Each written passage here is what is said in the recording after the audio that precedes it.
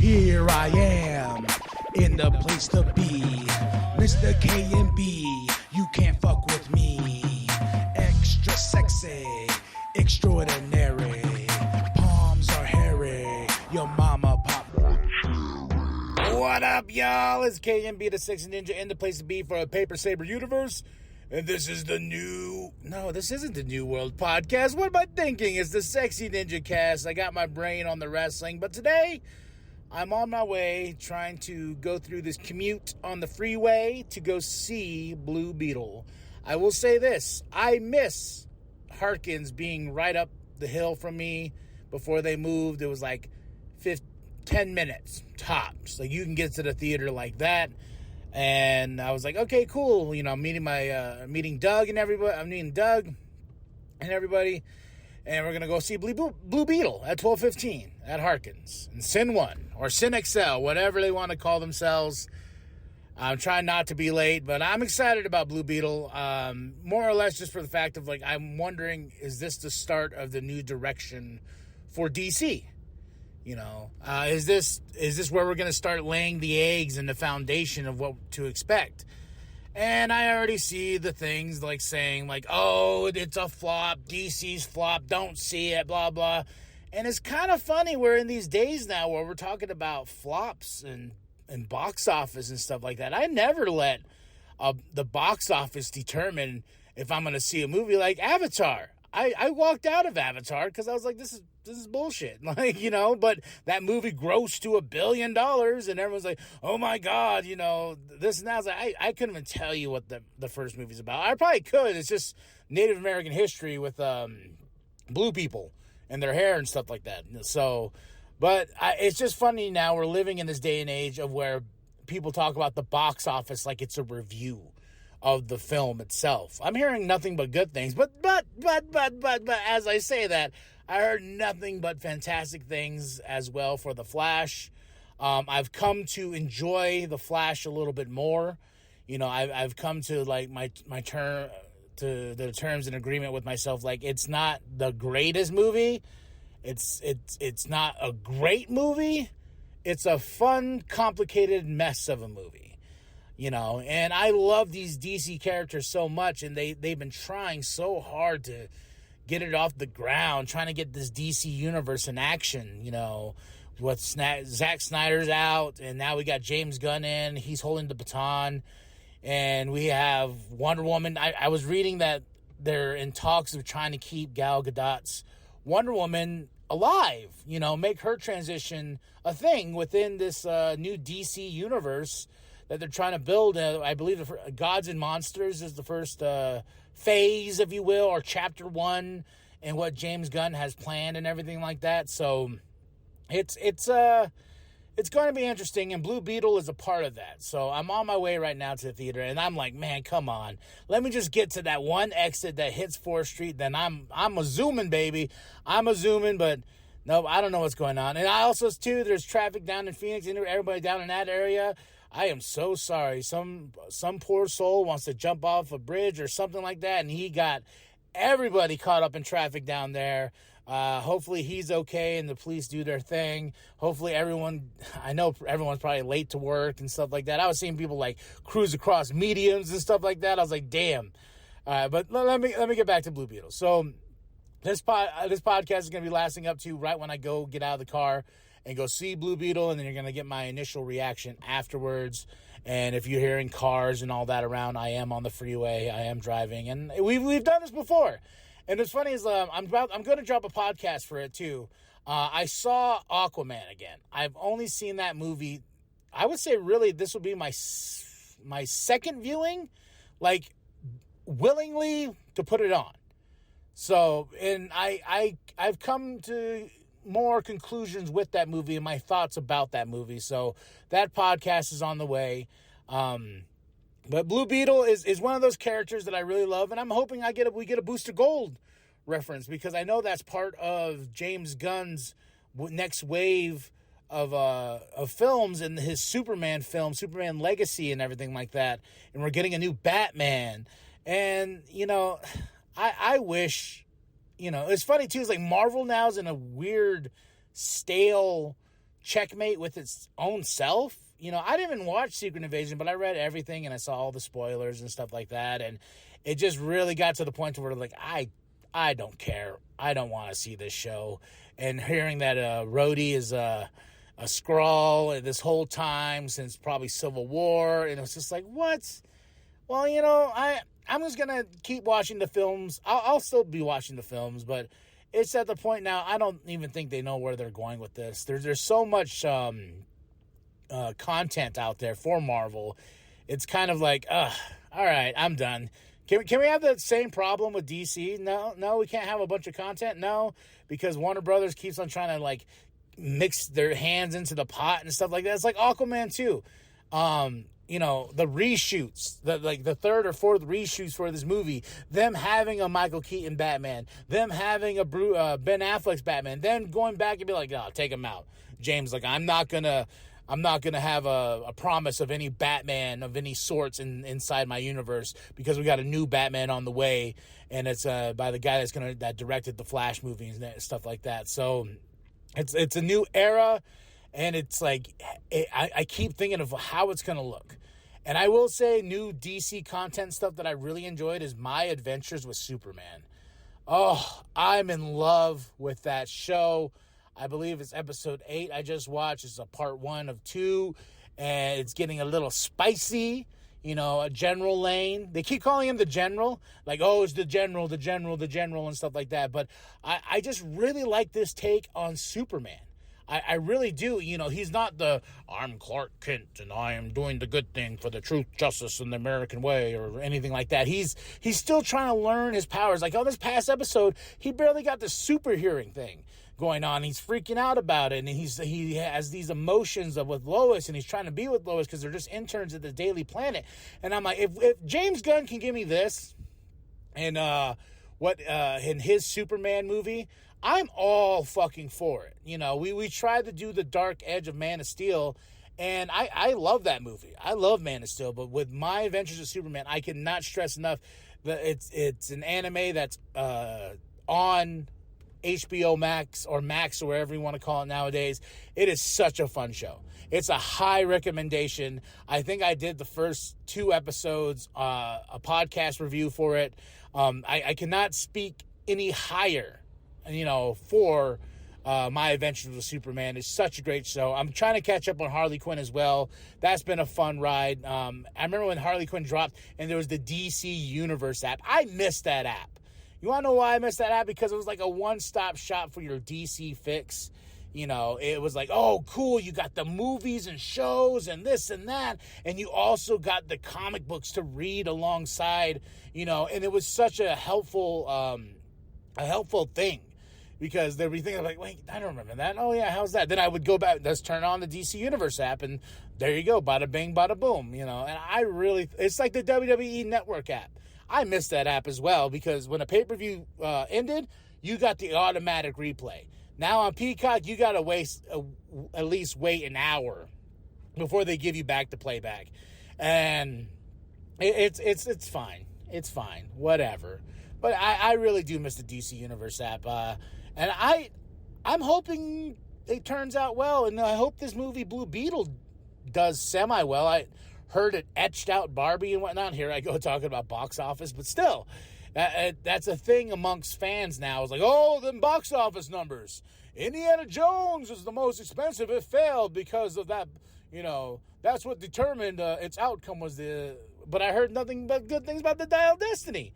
You know, I still haven't, you know, and it's like, oh, Barbie's this global phenomenon. She surpassed the Dark Knight and everything like that. It's like, okay, well, how's the movie? Everyone's going to have their opinions, and I've heard nothing but good things about Barbie, but maybe it's a superhero burnout. Did anybody ever really think about that? You know, one of the reviews I saw for Blue Beetle was like, it's another superhero movie. Yay, like we need another one.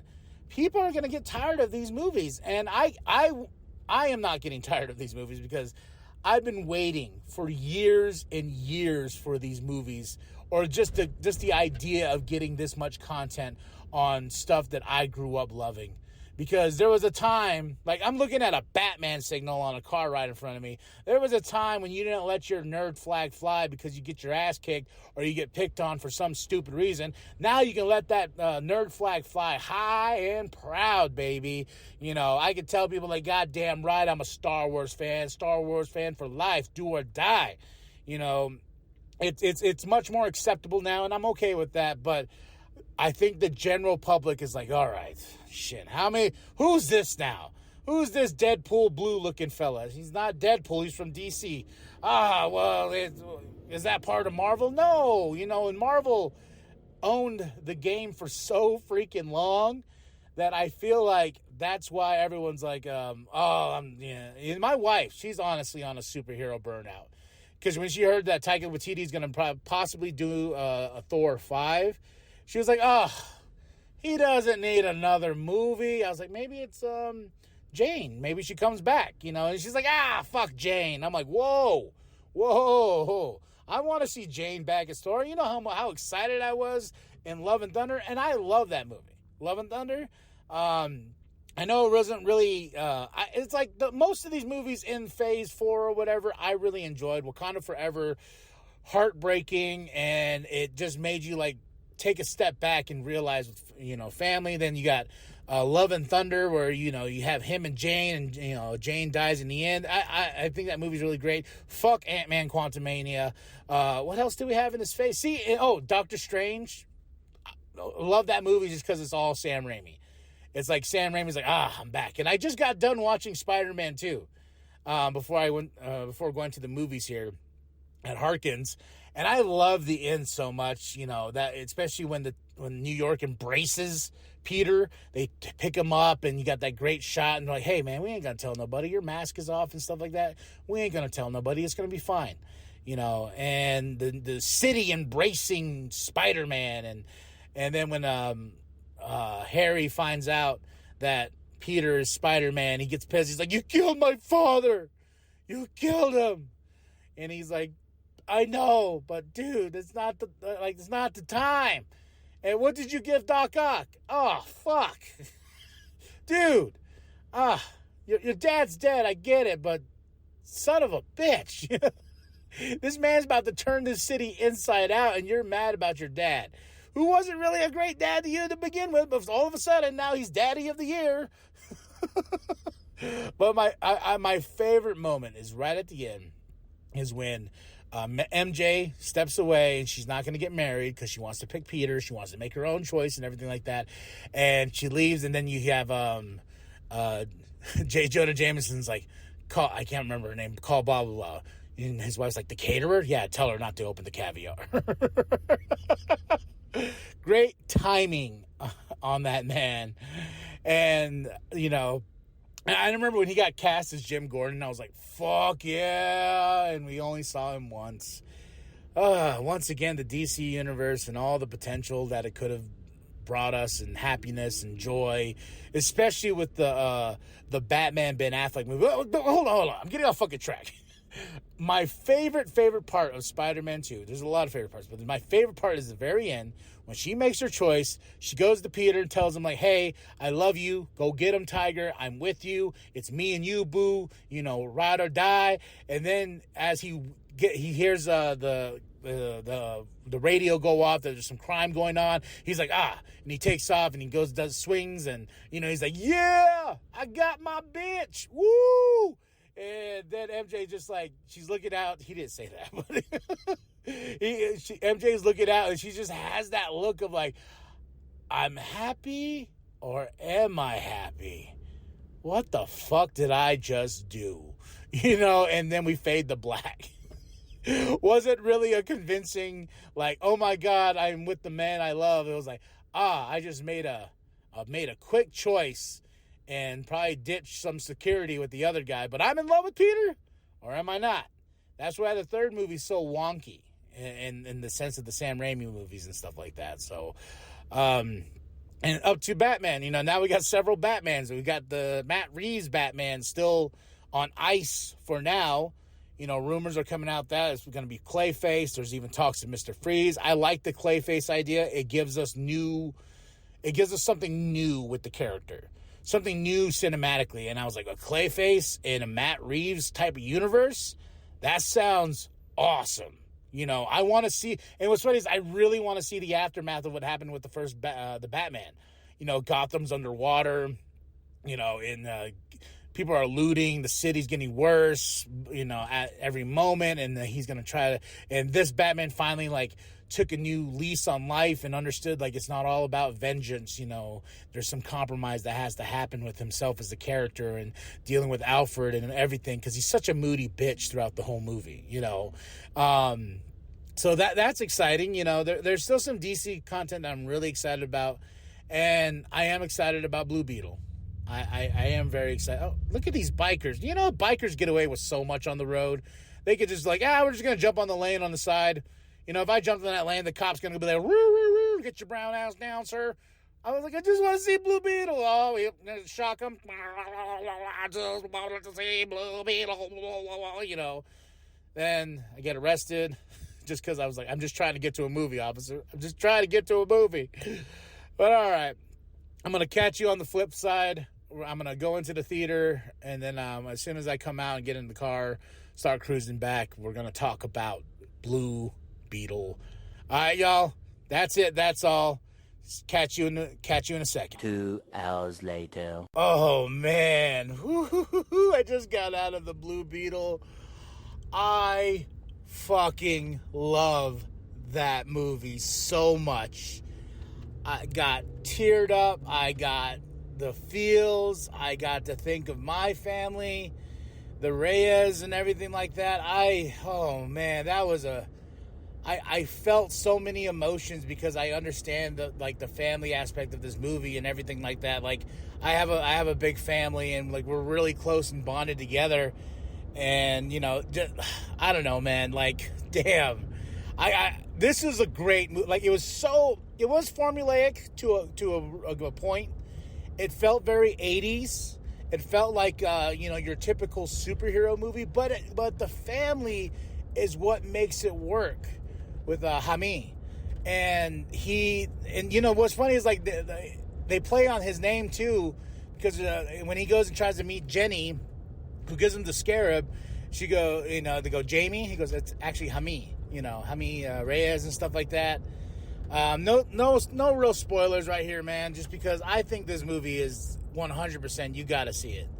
And if you're poor and brown, like get on down, vato, olale, like the family is truly the heart of this movie. And once Hami gets his his huevos, if you want to say, in this movie, it just becomes awesome. That's the thing too, is like a lot of people are like, oh, it's such a typical formulaic superhero movie. I'm like, isn't all superhero movies at this point? What are we expecting anymore? Like, you know, like we've gotten movies that are very artsy in the superhero realm, and sometimes, you know, I just want to have fun. And that's what this movie is. And I really thought George Lopez was going to annoy the fuck out of me. You know, I was like, okay, he's in here. Like, we've all heard the joke, Batman's a fascist and whatnot. But no, we all got them crazy uncles. Like, I was thinking of my uncle, too, that passed away earlier this year. And I was thinking of him the whole time. I was like, yeah, man. You know, and there's a moment that happens, and man, I teared up like a baby back bitch. Then there's a second moment where I really felt it, and it's a fun movie.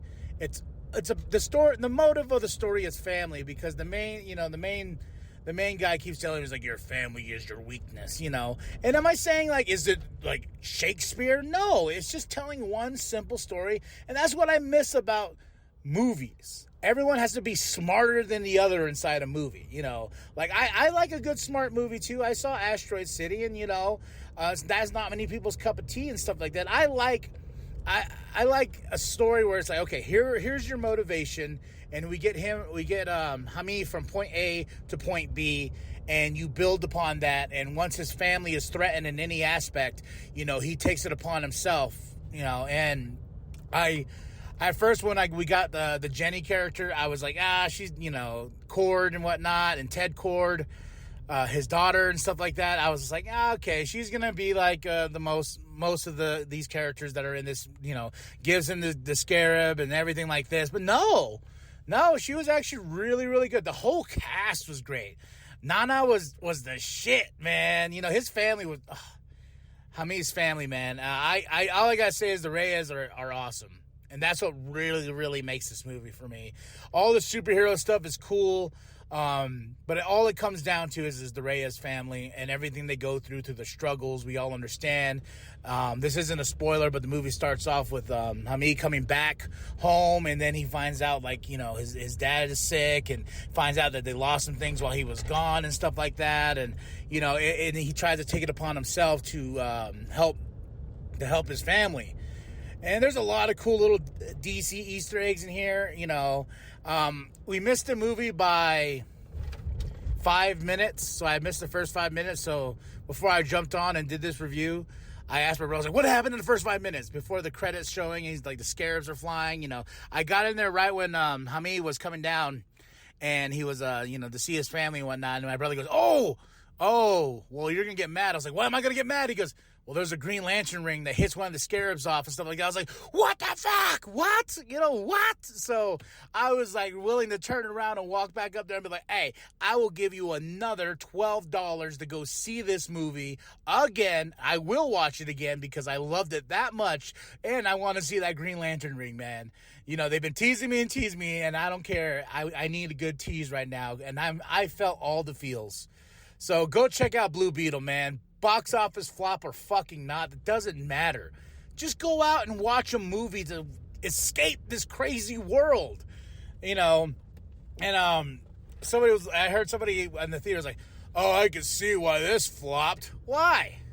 Because you don't have that real connection with your family, And I was texting somebody. I was like, man, if you white, you ain't gonna like this movie. If you brown, you gonna get down. I just because I have my family's so close, we're close, and just like the Reyes family, we all have each other's back. We all, we're all each other's business. We all got that family member that's always in your business. That's why I think this movie really connected with me, and it not just the Blue Beetle, awesome action shit. It was the Reyes family, and that's what makes the movie. I'm gonna stop talking now because I'm gonna keep repeating myself. I want to read up more on this flick just because I had such a good time. I had such a damn good time, and I'm telling everyone, go see it. I'm gonna go buy some pop figures, and I already love the Blue Beetle character, and I was really interested of how are they gonna bring Hamid into this world in the big screen? How is his story gonna work? This director made it work. This director, he gave us the big pops and actions and beautiful scenes and stuff like that. And the suit is so dope. So my DC heart is full right now. Not like how I walked out of The Flash where I didn't know what love was. So go check it out, guys. That's it. That's all. Spoiler free. I enjoyed the Blue Beetle very, very much. I need to think about this movie a little bit more, and then I can dive deeper. I'm definitely going to see it again. I still need to see Teenage Mutant Ninja Turtles, but I'd rather go see Blue Beetle another time in the theater. So, all right, y'all. Drop those comments below. Hit that like, hit that subscribe. If you've seen Blue Beetle, drop that spoiler-free review, man. Drop it in the comments below. Just tell me, did you like it? Did you not like it? Can you go tell those other fanboys to fuck off? They're like, oh, look at the box office. It's like, shut the fuck up, man. Blue Beetle's awesome. Blue Beetle's the shit. So go check it out. I highly recommend it to anybody out there.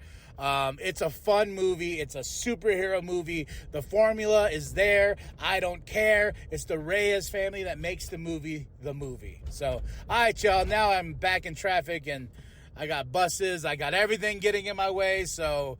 there we go. Like and subscribe. Share it with your grandma. Share it with your grandpa. Share it with the bum down at Walmart. I am KMB the Sexy Ninja. And as always, stay sexy, ninjas. Whoop, whoop. Welcome to the wicked shit.